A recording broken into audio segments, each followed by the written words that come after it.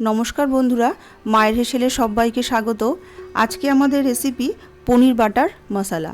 আমরা কিন্তু এই খাবারটা প্রায়শই কিন্তু অর্ডার করে খাই। এটা কিন্তু ভাত, রুটি, পরোটার সাথে কিন্তু যে কোনো রুটি পরোটার সাথে কিন্তু খুব ভালো লাগে। তাহলে চলুন শুরু করা যাক আজকের ভিডিওটা। আমি এখানে 400 গ্রাম পনির নিয়েছি। পনিরটাকে আমি কিউব করে কেটে নিয়েছি। এবার সামান্য একটু উষ্ণ গরম জলের মধ্যে নুন দিয়ে আমি পনিরটাকে ভিজিয়ে রেখে দেব 5 থেকে 7 মিনিটের জন্য। এই রান্নায় কিন্তু পনিরটা এক্সট্রা করে ভাজা হয় না। এরকম নুন জলের মধ্যে ভিজিয়ে রাখলে দেখবেন পনিরটা কিন্তু খুব সফট হয়ে যাবে আর পনিরের ভেতরে নুনটাও ঢুকে যাবে। তারপরে একটা ফ্রাই প্যান নিয়েছি। ফ্রাই প্যানটা গরম হয়ে গেলে 2 চামচ সাদা তেল এখানে আমি দিয়ে দিলাম আর দিয়ে দিলাম 25 গ্রাম মতন বাটার। এই রান্নায় কিন্তু বাটারটা বেশ অনেকটা পরিমাণেই লাগে। বাটারটা যখন একটু মেল্ট হয়ে যাবে তখন আমি এইখানে 1 চামচ গোটা জিরেও দিয়ে দিলাম 4টে এলাচ, ছোট এলাচ আর 1 টুকরো দারচিনি, 4-5টা লবঙ্গ আর দিয়ে দিলাম 15 থেকে 20টার মতন গোলমরিচ। এবার সব কিছু একদম গ্যাসটাকে লোতে করে নিয়ে একটু নাড়াচাড়া করে নেব। তারপর 2টো বড় সাইজের পেঁয়াজ আমি এখানে রাফলি কেটে নিয়েছি। পেঁয়াজের টুকরোটা একটু বড় করেই কাটলেই হবে, মিহি করে কাটার প্রয়োজন নেই। তারপর একটুখানি নাড়াচাড়া করে নিয়ে 1 ইঞ্চি মতন আদা আমি এখানে স্লাইস করে নিয়েছি আর 10 থেকে 12টা মতন রসুন এখানে দিয়ে দিলাম, 1 চামচ গোটা ধনেও দিয়ে দিলাম আর 8-10টা কাজু বাদাম এখানে দিয়ে দিলাম। এবার সমস্ত মশলাগুলো গ্যাসটাকে মিডিয়াম টু লোতে রেখে একটু ভাজা ভাজা করে নেব। তারপর যেই একটু ভাজা ভাজা হয়ে যাবে তখন এখানে 4টে টমেটো আমি এখানে দিয়ে দেব। এই রান্নায় কিন্তু টমেটোর ব্যবহারটা একটু বেশি হয়। দিয়ে দিলাম স্বাদ মতন নুন আর দিয়ে দিলাম একটু কস্তুরি মেথি পাতা। আমি এখানে অল্প করেই দিলাম, পরে আমি আবারও কস্তুরি মেথি পাতা ব্যবহার করব। এবার গ্যাসটাকে মিডিয়াম টু লোতে রেখে এটাকে ঢাকা চাপা দিয়ে ভালো করে একটু ভেজে নিতে হবে, যাতে মশলাটা নরমও হয়ে যায় তার সাথে সাথে ভাজাও হয়ে যায়। দেখবে কিছুক্ষণের মধ্যেই দেখবেন মশলাতে এই মশলাগুলো থেকে একটা জল ছাড়তে শুরু করেছে। সুন্দর 5 থেকে 7 মিনিট নাড়াচাড়া করলেই দেখবেন এরকমভাবে মশলাটা সুন্দর নরমও হয়ে গেছে, ভাজাও হয়ে গেছে।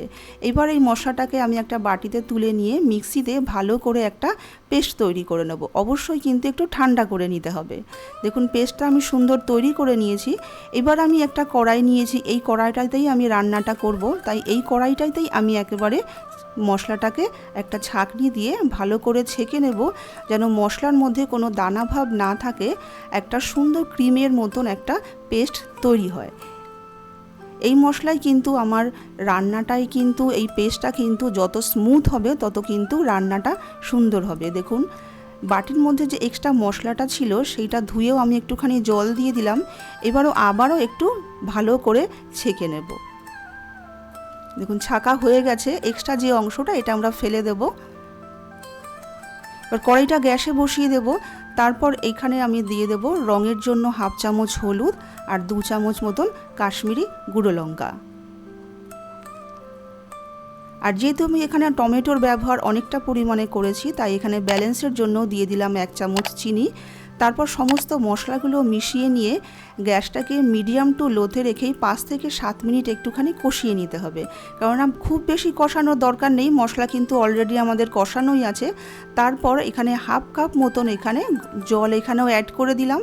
জল অ্যাড করে দিয়ে 3 থেকে 4 মিনিট একটু ভালো করে নাড়াচাড়া করে নিয়ে মশলাটাকে কষিয়ে নিয়ে আবারও তারপরে আমি পনিরটাকে জল ঝরিয়ে পনিরটাকেও এখানে অ্যাড করে দেব।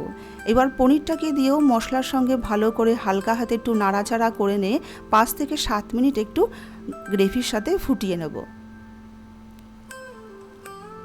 সবশেষে আমি এবার একটুখানি কস্তুরি মেথি পাতা হাতে থেকে ডলে দিলাম। এবার গ্যাসটাকে আমরা অফ করে দিয়ে 5 থেকে 7 মিনিট একটু স্ট্যান্ডিং টাইমে রাখবো। এই রান্নায় কিন্তু আবারও বলছি টমেটোর ব্যবহার কিন্তু অনেকটা পরিমাণেই হয়। যদি 2টো পেঁয়াজ হয় টমেটোর কিন্তু 4টের পরিমাণ ব্যবহার করতে হবে। 5 মিনিট হয়ে গেছে, দেখুন আমি ঢাকনাটা খুলে দিয়ে একটুখানি বাটার দিয়ে গরম গরম এটাকে আমি সার্ভ করে দেব। এটাই আমি ক্রিমের ব্যবহার করলাম না। ক্রিমের ব্যবহার কিন্তু পনির মাখনা বা পনির অন্য কোনো রেসিপিতে ব্যবহার হয়, এই রান্নায় ক্রিমের ব্যবহার হবে না। আপনারা চাইলে ব্যবহার কিন্তু করতেই পারেন। আশা করি বন্ধুরা আজকের এই রেসিপিটা আপনাদের ভালো লাগলে একটা লাইক করে দেবেন, শেয়ার করে দেবেন আর প্লিজ আমার চ্যানেলটাকে সাবস্ক্রাইব করে আমার পাশে থাকবেন। আজকে এইটুকুই, নমস্কার।